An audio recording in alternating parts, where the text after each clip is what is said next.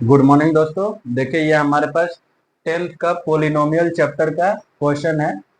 देखिए क्या है, find a quadratic polynomial the sum and the product of whose zeros are -3 and 2 respectively. ठीक है, ये क्वेश्चन है हमारा। तो क्वाड्रेटिक पोलिनोमियल हमें फाइंड आउट करना है, कैसे होगा देखिए। सम दिया हुआ है, सम दिया हुआ है यानी कि अल्फा प्लस बीटा दिया हुआ है।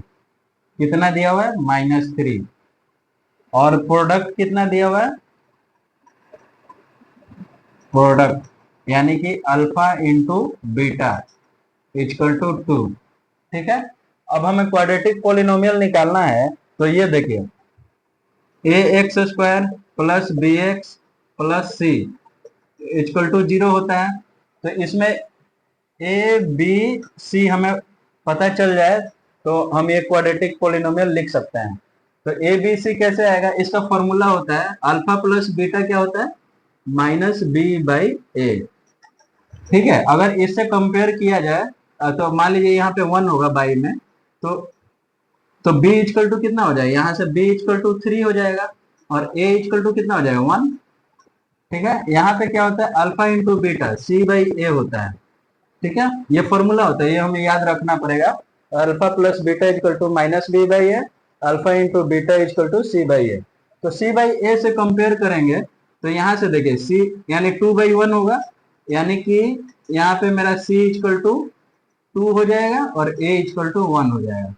तो ये दोनों को देखते हुए यहाँ से क्या आ रहा है? a equal to 1, b equal to 3, c equal to 2। ठीक है, ये तीन चीज आ गया मेरा। तो अब हम क्वाड्रेटिक पोलिनोमियल लिख सकते हैं।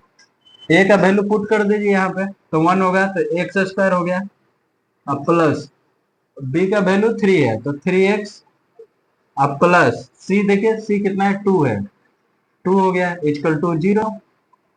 तो ये मेरा क्वाड्रेटिक पोलिनोमियल हो गया। तो यहाँ पे 0 नहीं लिखेंगे, तो यही मेरा क्वाड्रेटिक पोलिनोमियल हो गया। क्वाड्रेटिक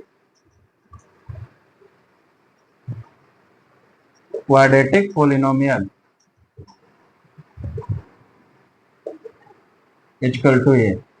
तो ये कंपेयर करना था, यहाँ से ए बी सी निकालना था। अल्फा प्लस बीटा दिया हुआ था, अल्फा इंटू बीटा दिया हुआ था। तो अगर यहाँ पे बाई 1 करते हैं, यहाँ पे 1 करते, तो ये कंपेयर करने पे बी और ए आ गया, यहाँ से सी और ए आ गया। तो ए बी सी तीनों आ गया, तो कोई भी क्वाड्रेटिक पोलिनोमियल हम लिख सकते हैं। चलिए, थैंक यू दोस्तों।